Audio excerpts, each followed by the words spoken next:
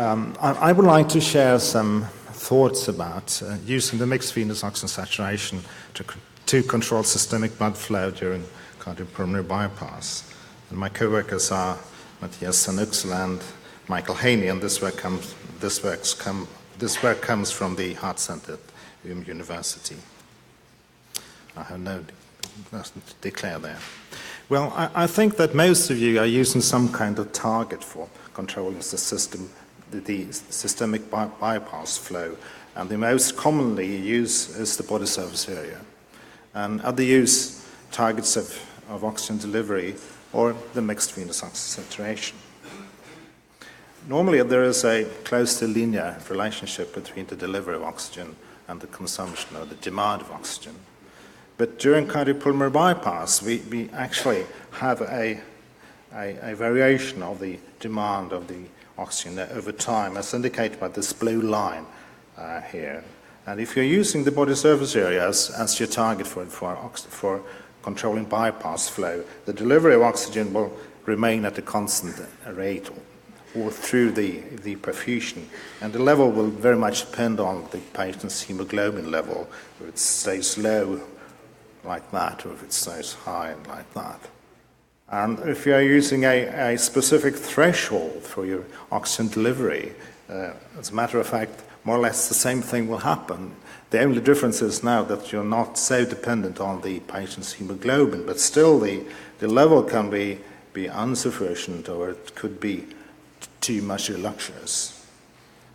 And this is what will happen if you use the mixed venous oxygen saturation as your target. That means that the delivery will actually follow the demand of the patient, the oxygen that the patient is asking for. And what you have established, that is what is normality, that's the relationship between the delivery and the demand of oxygen. So, and this is just going into the OR and give you some rough idea how this is done. And if you're aiming for instance, a mixed venous at 75%, that means that you have to, that 25% of what you are delivering is extracted, and you're actually delivering 4 times what is needed. So if you have a patient with a demand of 150 mils of oxygen, that means that you have to deliver 600. And in this case, as if the hemoglobin is 90 gram per liter, you have to use a flow at 5 liters per minute. And if the demand is increasing, as in this example, 200, that means that you have to increase your flow and increase your delivery to maintain the balance between the delivery and demand. So from the 5 liters, you have to go up to 6.6 liters. I would like to share well, we were used to the mixed venous oxygen saturation in our clinic for more than 10 years, and the target has been 75%. And I would like to share some of the results of a retrospective analysis of close to 7,000 patients with acute kidney injury and short-term survival as the main endpoints, and make some kind of a hypothetical comparison with the goal-directed perfusion, saying that the delivery should stay above the 272 mils per minute per square meter body surface area. And here's some of the background. This is quite a normal cohort. I would say that the age is around 68. As you can see, the share of females is 27%. The share of CABG procedures is 58, and the duration of cardiopulmonary bypass is 82, and the hemoglobin during the case has been around 90, and the mean venous oxygen saturation during the case has been 78. And of all patients, we managed to reach this 75% target in 77% of this cohort. And interestingly, this produced a higher number of patients who also achieved the GDP standard at close to 84%. And this target also accomplished a delivery higher than the suggested GDP standard, in this case to 327 mils per minute. And here is the result of the acute post-op acute kidney injury. And here to the left we have the group who fulfill the 75% target, the SVO2 at 75%. And you can see that the incidence of acute kidney injury 1, that's an increase of the post-op creatinine by 50%. And the acute and the stage 2 is an increase of 100, and the level 3 is a 200 increase of the creatinine. And for the level 1, the incidence was 7.1%, and for the stage 2, 2.4%, and at stage 3, 0.6%. And making a comparison with those patients who also reach the GDP standard, you can see that the incidence of acute kidney injury was more or less the same. And looking at patients with more extended procedures, over 90 minutes, of course the incidence of acute kidney injury rose, and for the level 1 it rose to close to 10%, from level 2 4, and level 3.9, and once again very similar figures for the GDP standards. And these are the results for the survival.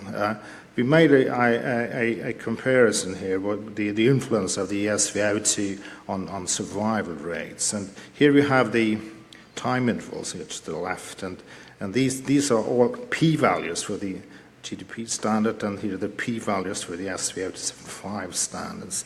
And what we found it close to a significant difference for the SVO2 for the 90-day survival, shown in this figure here to the left.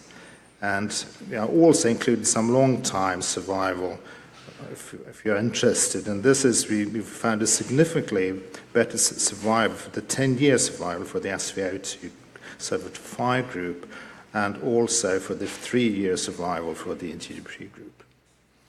And that's my conclusion for this is that use of the mixed venous oxygen saturation for controlling systemic bypass flow is actually safe, and it is associated with very good results regarding the incidence of acute post-op kidney injury. But still, as we've already heard from previous speakers, we need to discuss what should represent the ideal target or targets for control of systemic bypass flow. Thank you for your attention.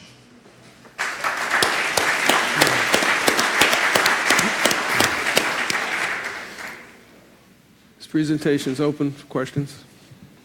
Thank you, Sven. Very nice presentation, interesting study. I'm not surprised that you actually had similar results when you target the perfusion to SVO2 or to the GDP, because actually it seems that you applied a very nice control of the blood flow, and more or less the great majority was fulfilling both the criteria. My question is, I would be very much interested in looking at subgroups of patients where the two targets were actually divergent. I mean, people, I know it's a minority, the great majority probably fulfill both the criteria of the SVO2 and the GDP. But for sure in your series you have someone with a good GDP, and despite this, a low SVO2, and most importantly, a normal SVO2 with a low GDP. And I would be very much interested in knowing in these subgroups what was the rate of acute kidney injury, because this is what is probably telling us a little bit more about the possible differences between the two markers. Yeah, thank you for your questions.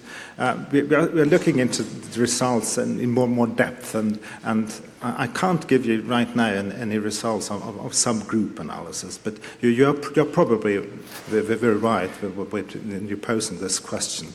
But still, I'm surprised by the good results, and especially in comparison with the GDP standard.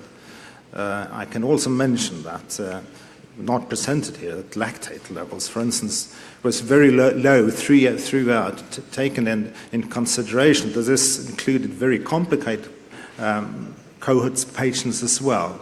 And the level at end of bypass on average was only 1.3 millimoles per liter. And looking at extreme values, I mean, the upper 25% of the measured lactate level started at 1.8. And the very extreme values, that is above 2 standard deviations, started at 3.1. And that has included less than 500 patients of those 7,000 patients included in this retrospective analysis. But I agree, it would be of interest, but we shall look into subgroup analysis. Thank you. Okay, thank you very much indeed. Thank you, Stefan. Appreciate it. Good talk. We'd now like to invite Carol Hamilton to the lectern, who's going to move away from the paediatric end to the other end of the spectrum and size, and to talk about the management of large patients during CPB and when are parallel oxygenators necessary. So, Carol, thank you very much. Yeah, so talk about large patients just before lunch. Thank you very much.